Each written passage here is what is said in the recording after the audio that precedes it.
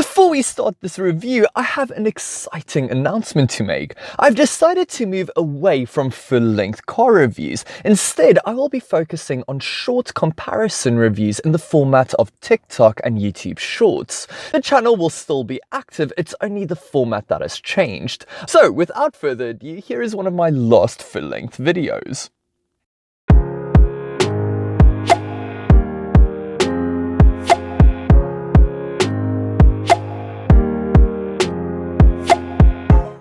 Volkswagen popularized the notion of selling older generation cars at a lower price.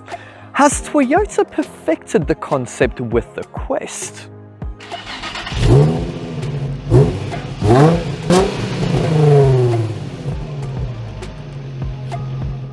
Hi guys, Eric here and welcome back to my channel. Today we will be having a look at this 2016 Toyota Corolla Quest 1.6. Beneath its admittedly rather boring exterior, there is some serious substance. Permit me to explain. A big congratulations to Joshua Andrews for being the first to correctly identify the wheel design of a VW Beetle. Well done, Joshua. A really big thank you to the accommodating, thoughtful and helpful staff here at ASJ Motors. They have a huge selection of quality used cars located in 2 locations in the Overberg region. One is in the industrial area of Hermanus, the other is located on the main road of Verliesdorp. They are open for business, so be sure to check out their catalogue, link in the description box below. The Quest is a C-segment sedan from the South African arm of Japanese manufacturer Toyota. It is based on the E150 Corolla, which went out of production internationally as the Quest entered our market locally. It follows the same idea of selling an older, stripped-out version alongside the newer model, but at a significantly lower price, very much like the Polo Vivo, the City Golf, and Toyota's own Taz. This model is powered by Toyota's excellent 1.6 inline-4 petrol engine. It develops a very decent 90 kilowatt and 154 newton meters of torque, enough to power the Quest from 0 to 100 kilometers an hour in 10.5 seconds, all while returning a respectable 6.6 liters per 100 kilometers on a combined cycle. When it comes to its looks, the Quest might divide opinion. Personally, I'm not entirely sure how I feel about it. It seems quite bulbous with very few design edges, but I definitely prefer a car with personality to a car that lacks visual excitement. The front end seems a bit dated by today's standards, but attractive still, with a small grille and big light clusters. In profile, it looks big and spacious, if a little basic. Plastic door mirrors and door handles make quite the statement. The rear of the Quest and its Corolla donor car has always reminded me of a fish, and I still can't get that image out of my head. It looks attractive enough though, with the only real difference from the E150 being a black plastic trim piece as opposed to a chrome one. All in all, it works well together, even if it isn't my personal cup of tea. What about the interior?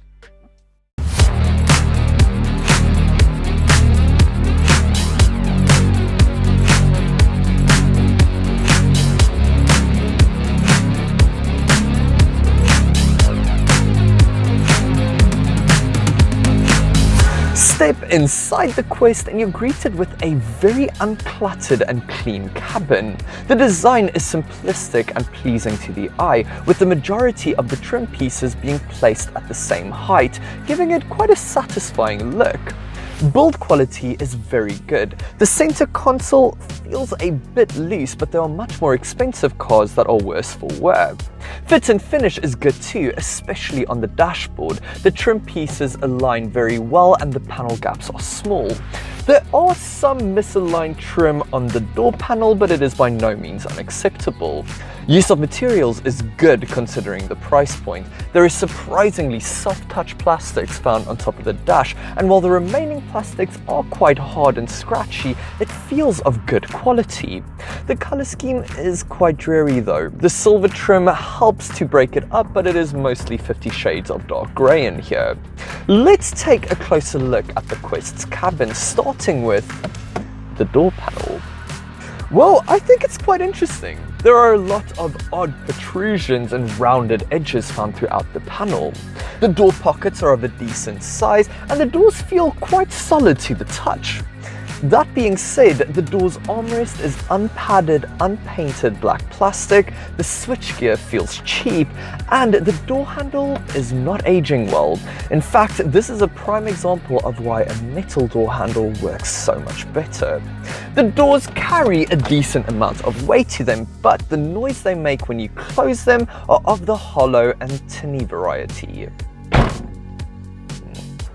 The steering wheel is very simplistic, but that does not mean that it looks bad. While the silver trim might not be aging very well, it does keep the steering wheel from looking too boring. What's more, the steering column is not only adjustable for rake, but reach as well. At this price point, that is an excellent amenity. The stalks are on the hollow and cheap side, but they are easy to understand at the very least. The dials are quite simplistic in its design, a lot like the rest of the cabin, come to think of it. One thing that I do find interesting is that the numbers are angled to match that of the circle that surrounds it, a lot like some older Mustangs and Mini Coopers. The dials are very easy to read though. You get a pretty silver trim piece and an analog fuel and water temperature gauge. Now the Quest might not have one of those comprehensive driver's information displays that some other cars have, but you do get a full trip computer, outside temperature reading and the current time. You cycle through the different modes by using these protruding sticks. Quite old school if you ask me. Turning to the stereo unit, it is quite a basic system. It is similar to the one you will find in the Toyota Agya. The screen is very small and monocolor, and the menu structure does take some getting used to, but it comes very well equipped. A USB input, auxiliary port, a CD player and Bluetooth audio all come as standard. The standard fit sound system is on the weak side though. Now, while it might take some time to get used to the stereo system, the climate controls are simplicity itself. You get 3 dials, one for air placement, one for fan speed, and one for temperature. The dials are on the cheap side, but considering the price, I can definitely forgive it for that. It works very well. The seats are quite basic, but they are comfortable and they provide decent lower back and under thigh support. The driver's seat is height adjustable too, which really helps to find a comfortable driving position. You wouldn't really want for much more than that. With the design dealt with, let's talk about the Quest's practical side, starting with storage solutions. It's really good. The undampened glove box is of a good size. You get a secondary glove box integrated into the dashboard, a tray area in front of the gear lever, 2 wide and deep coverable cup holders, a big space underneath the center armrest, decently sized door pockets, and coin compartments integrated into the door's grab handle. The only thing missing in my opinion is a sunglasses holder. Other than that, it's more than enough for the average person's clutter. Get in the back and things are good. For the most part, at the very least. When it comes to space, you have an excellent amount of knee room, foot room is generous, and there's just about enough headroom for an average size male adult. Storage is good too. You sadly don't get any cup holders nor a drop-down armrest, but the rear door pockets are of a very good size and you get 2 integrated coin compartments. The rear bench is comfortable, the windows are nice and big, and there's a great sense of airiness back here. So, not so many amenities, but excellent space. It's quite impressive. Turning to the boot, it is a very good size of 450 litres and you get a full-size spare wheel. That's not bad at all.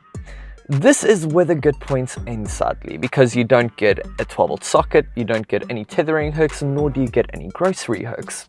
The worst part is though, the rear bench can't fold flat. Now I understand that Toyota has to save money somewhere, but I think they could have scrimped somewhere else instead. It's really quite disappointing. Regardless, this is an impressive piece of kit. What is the Quest like when you drive it though?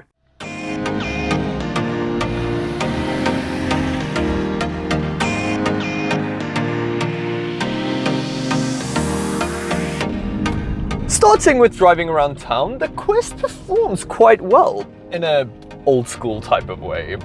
All the controls are nice and light, the turning circle is tight, and the engine has some good poke to it. The suspension is nice and comfortable, and all-round visibility isn't bad at all. The clutch is a little too sensitive, but you will definitely get used to that.